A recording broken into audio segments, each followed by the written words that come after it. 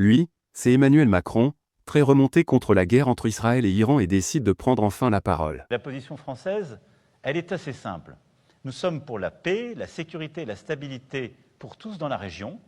Nous ne voulons pas d'un Proche et Moyen-Orient avec un Iran qui soit doté de l'arme nucléaire. Nous ne voulons pas d'un Proche et Moyen-Orient où Gaza soit durablement occupé, des civils maltraités. Et nous croyons que la solution et la stabilité, c'est un Israël vivant en paix à côté d'un État palestinien vivant en paix et en sécurité et ayant reconnu l'existence et les droits d'Israël à se défendre dans la région. C'est ça ce que nous poursuivons. Et je crois que c'est honnêtement une perspective honnête, cohérente. Et la guerre entre Israël et l'Iran n'est pas une guerre déclarée au sens classique du terme comme une guerre ouverte entre deux armées régulières, mais plutôt une guerre de l'ombre qui dure depuis plusieurs décennies. Voici les dernières images des 48 dernières heures les plus sombres. Oh my God. Opa. Filot.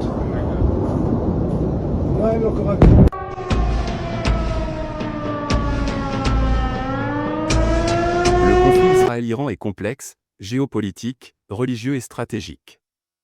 Il ne s'agit pas encore d'une guerre totale, mais d'une lutte constante pour la domination au Moyen-Orient.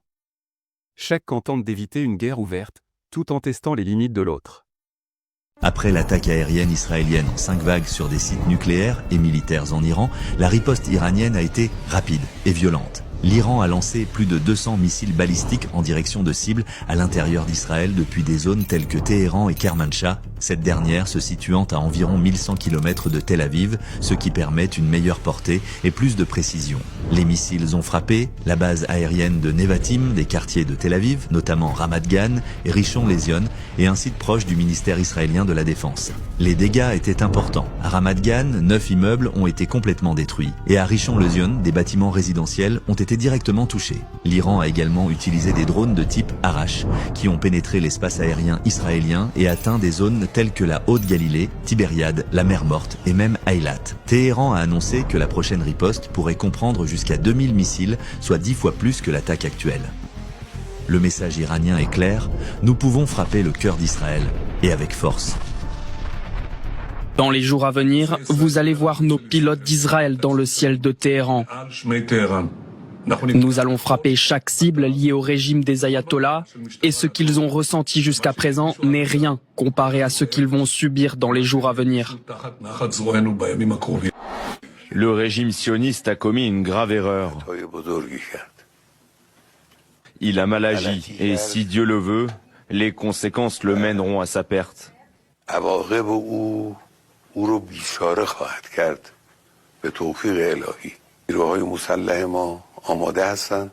Nos forces armées sont prêtes et les responsables du pays ainsi que toutes les composantes du peuple les soutiennent fermement.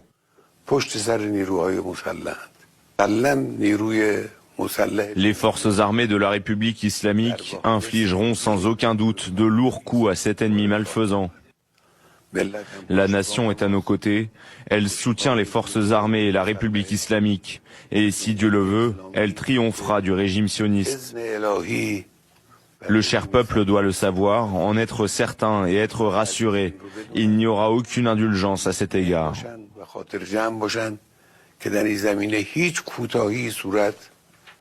Une vaste série de frappes sur des cibles précises à Téhéran, le ministère de la Défense iranien, le siège du projet nucléaire et des personnalités ont une nouvelle fois été ciblés. Des dépôts de carburant ont également été visés. Vous voyez ces images donc prises à Téhéran. Un important panache de fumée se dégage dans le ciel de la capitale. Et c'est donc une attaque qui a été préparée pendant de longs mois par Israël, qui a pu compter sur les renseignements de son réseau d'agents infiltrés.